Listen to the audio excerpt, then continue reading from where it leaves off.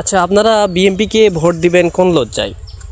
2001 থেকে 2005 সাল পর্যন্ত তো আপনারা দুর্নীতির যে পর্যবেক্ষণটা সেটা করে ফেলছেন, অবশ্যই দেখেছেন টিভিতে। অর্থাৎ যারা 90 দশকের আমাদের মানে পুরাতন প্রজন্ম আছে, তারা তো অবশ্যই দেখেছেন 2001 থেকে 2005 সালে বিএনপির কী পরিমাণ একটা দুর্নীতি ছিল। তারেক জিয়া খাম্বাচোর, সে পল্লী বিদ্যুতের যে খাম্বাটা সেটার হিসাব করে কয়েক হাজার কোটি টাকা মানে বিদেশে পাচার করে। তারপরে পল্লী বিদ্যুতে তার বিশাল একটা দুর্নীতি ছিল। কৃষকের যে সার, সেই সারে একটা বিশাল দুর্নীতি ছিল। তাছাড়া 2001 থেকে 5 সাল পর্যন্ত দুর্নীতিতে সে 3 বারের চ্যাম্পিয়ন বাংলাদেশকে বানাইছিল। সে কিভাবে এই বর্তমান 2026 সালে একটা মানে নতুন অভ্যুত্থানের পরে দেশকে কিভাবে পুনর্গঠন করতে পারবে? সে তো দেশকে লুটে পুটে খাওয়ার জন্য আবার আসছে। 17 বছর যে ইন্দুরের গর্তে লুকাইছিল, 17 বছর যে মুসলেখা দিয়ে বাইরে পালাইছিল, সে হঠাৎ করে দেশে আসছে মানে সে এখনও বিদেশি। সে ইংরেজদের থেকেও চরম পর্যায়ে খারাপ হবে। সে বাংলাদেশে আসছে শোষণ করার জন্য, সে ক্যাম্পেইন করতেছে না ভোটের জন্য। যেখানে একজন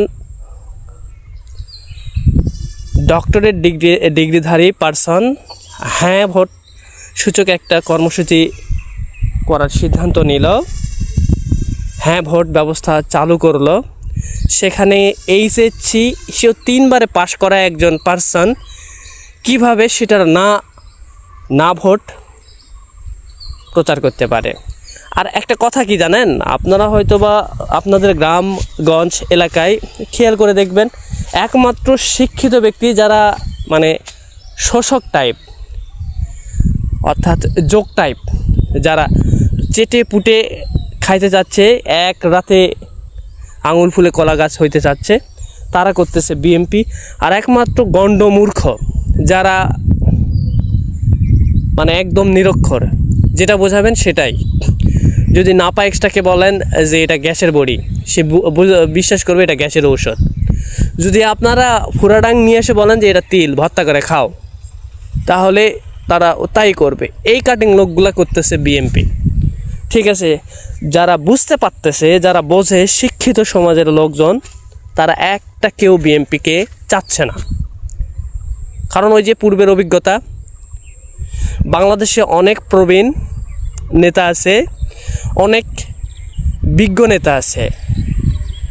ওই খ্যাকশিয়াল তারেক জিয়া বাংলাদেশের কিচ্ছু করতে পারবে না। সে বাংলাদেশটাকে অস্থিতিশীল করবে, ধ্বংস করে ফেলবে। আমরা বিগত যে 17 বছর কেটে গেছে, 17 বছরের পূর্বে তো আমরা ধানের শীষের ক্ষমতা দেখেছি। বাংলাদেশে তেমন কি উন্নতি করেছিল?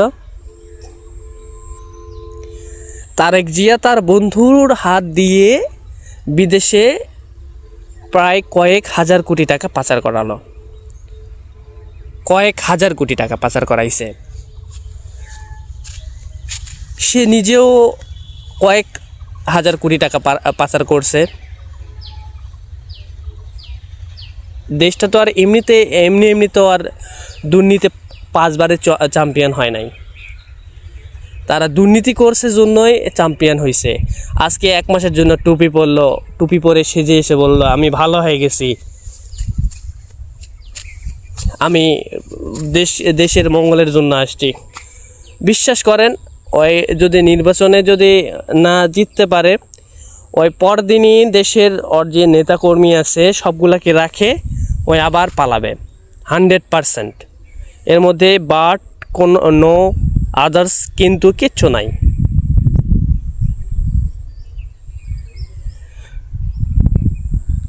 আমি কি বুঝাইতে পারছি আপনাদেরকে? আপনারা অবশ্যই হ্যাঁ ভোট দিবেন।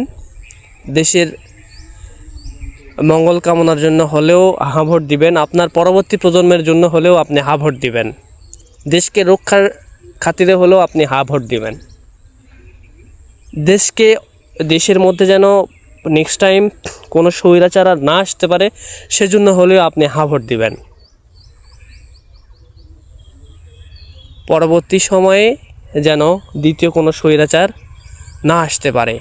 আর আমাদের উচিত এবার যোগ্য নেতৃত্ব যে দলে বেশি সে দলে ভোট দেওয়া।